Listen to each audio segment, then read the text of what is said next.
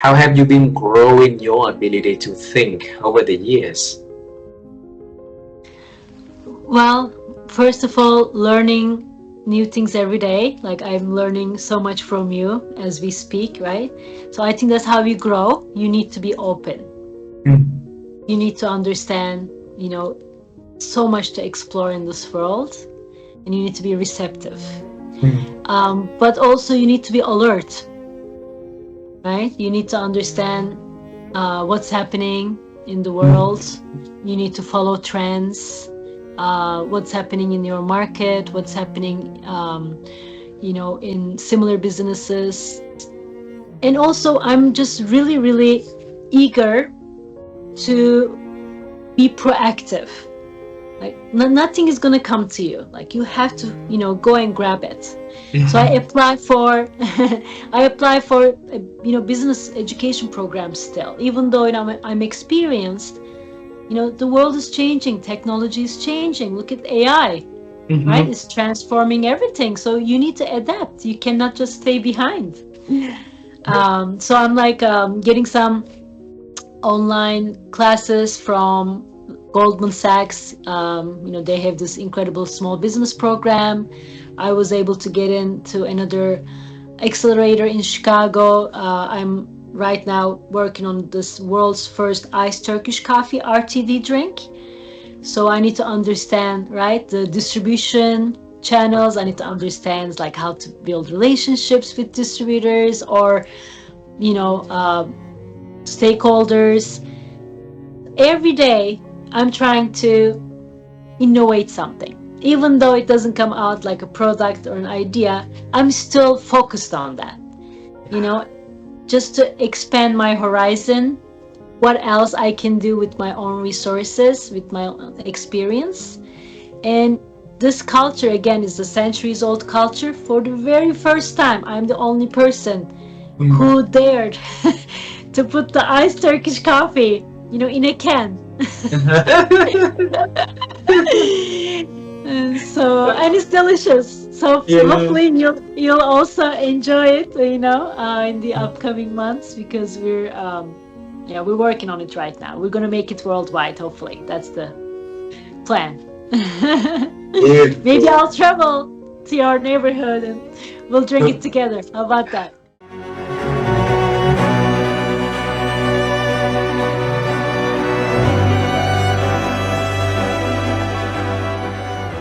How have you been growing your ability to think?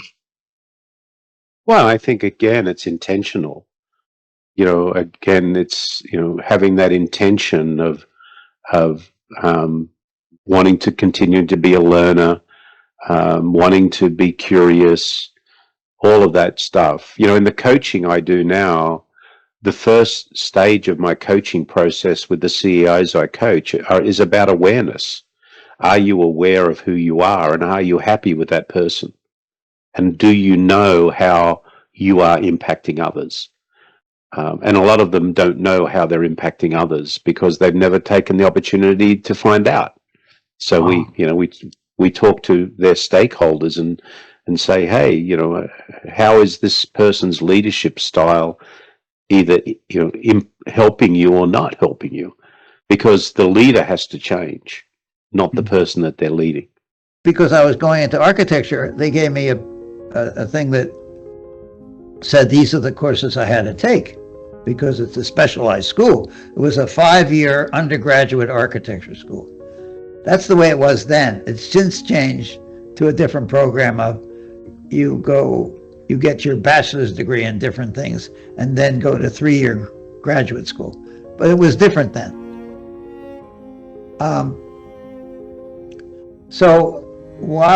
But there was a line waiting to see the advisor, because the advisor had to sign off that you were doing that. And that was illogical. You've given me this sheet of paper telling me what I had to do, but then I had to stand in line to wait for somebody. Since I was there, I had agreed to it already.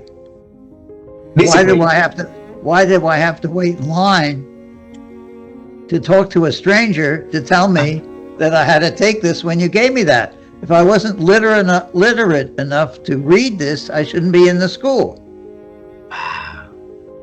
So I didn't stay in line, and I went to the head of the school, the dean. And I waited a couple hours to see him because somebody like myself out of high school was not supposed to see the dean. But in the time that I was waiting, I had the catalog of the whole University of Pennsylvania. Big, fat catalog, you know, of all the courses, undergraduate and graduate, they were taught in the school. When I got to see him, I said, I would like to make a deal with him. And the deal is I'll keep an A- average. But I never want to see an advisor. I don't want to ask permission to take any courses. I will take every course you say I have to.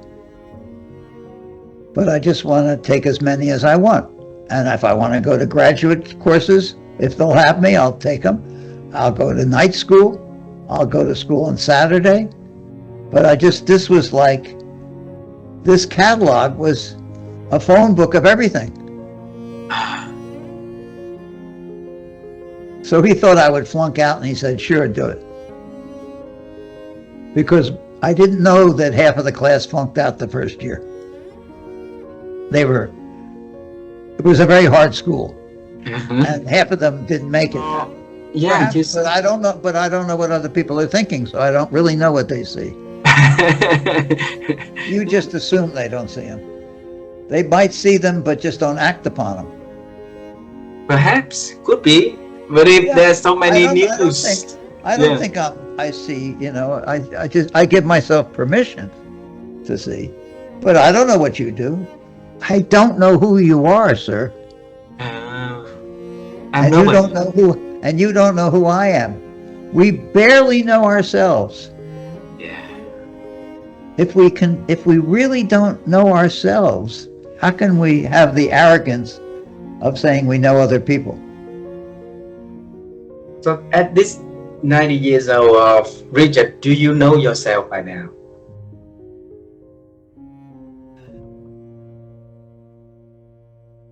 I can't answer that question. I can say I think I have an interesting life. Unfulfilled, but interesting. Unfulfilled. But interesting. I celebrate Socrates. It's not newness. It's clarity. I don't think I do things that are new. Let's just take TED. TED is a convergence of different disciplines. That's what the one house, the beginning of schools were. Everything was taught to everybody. And then each specialty got so big it became its own school. The university was a place where you brought the disciplines together in a university. A college was about one subject. But then if the Department of Medicine and the Department of Law and the Department of Architecture and the Department of Language and the Department of Chemistry got so big, they split away and became their own specialties. All TED was bringing a few of those things together again. Wow. There's nothing new about that. Leonardo did everything. I see. Because everything is the same. But then people get specialized, and then you call it, you know, then you're an eye, ear, nose, and throat specialist. You're no longer a doctor.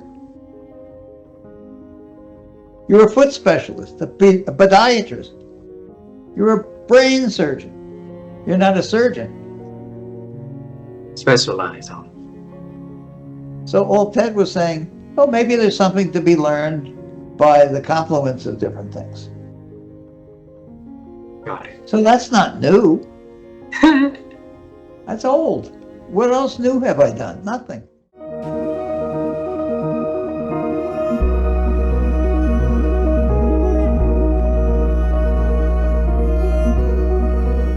this big question for you, also Almendra, is how have you been growing your ability to think over the years? Mm. Oh, I love that question also. I challenge myself to imagine what else might be possible. And I challenge myself to come up with more questions than answers. The minute you have an answer, you're done. It's finished. There's an earth wisdom sentence or saying that goes, the first people had questions and they were free. The second people had answers and they became enslaved. And so the potential, the thinking, so if you keep thinking, the potential is that you're not going to finish something. There's always going to be more possibility. And so what I have done over the years is I keep coming up with ways to ask more questions about what I'm seeing. What else could there be here? Why did this happen? I use all of in English, all of the question words: who, what, where, why, when, what a question, and what am I not seeing? And what question can I ask myself to see something from a different perspective? And sometimes it's asking, what I'm curious now in terms of my thinking is, how are other people thinking? And how are they? So I'm now asking people about, so what are you thinking about this? Can you help me to see things from your way of thinking? So I'm trying to expand my thinking beyond my thinking.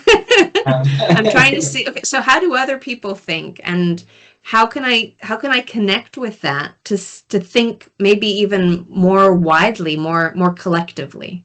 That's my thinking process now.